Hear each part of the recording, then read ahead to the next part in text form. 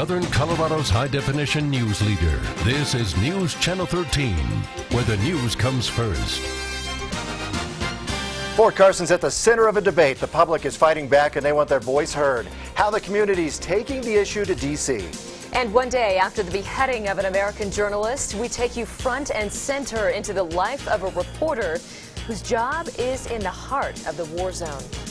And the race is in town. How it affects you, what roads you need to avoid over the next few days. Good evening and thanks for joining us. I'm James Jarman. And I'm Heather Skold. Thanks for joining us. One day after business leaders in Colorado Springs started a grassroots campaign to convince the Pentagon not to cut jobs at Fort Carson, many people are stepping up, making their voices heard. KRDO News Channel 13's Eric Fink is finding out how the public is making a big difference. He joins us live in the Newsplex with what he found. Eric?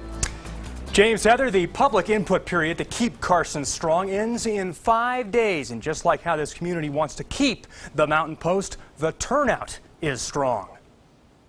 Colorado Springs homeowners are turning out in droves to sign these postcards. It's all part of a grassroots effort to let the Pentagon know this community intends to fight against possible job cuts at Fort Carson. The power of the voice is one of the strongest things that we have. That's why we have the right to vote, so that we can be heard. And if it's postcard or a petition, everything helps.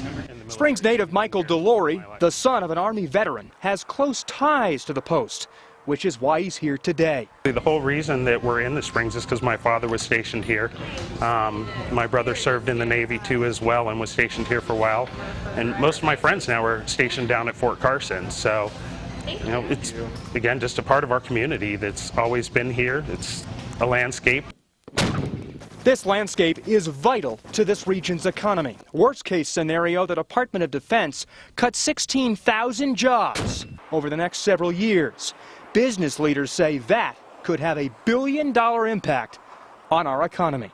Oh no, we couldn't even survive that. We're just now coming out of that awful recession that we had. Why would we want 16,000 jobs cut? That doesn't make sense. I really don't believe the government is going to do anything about these postcards. I mean, it's going to make the city feel good, but as far as the U.S. Army, they make up their own mind. What the grandpa of Army says is the way it's going to go.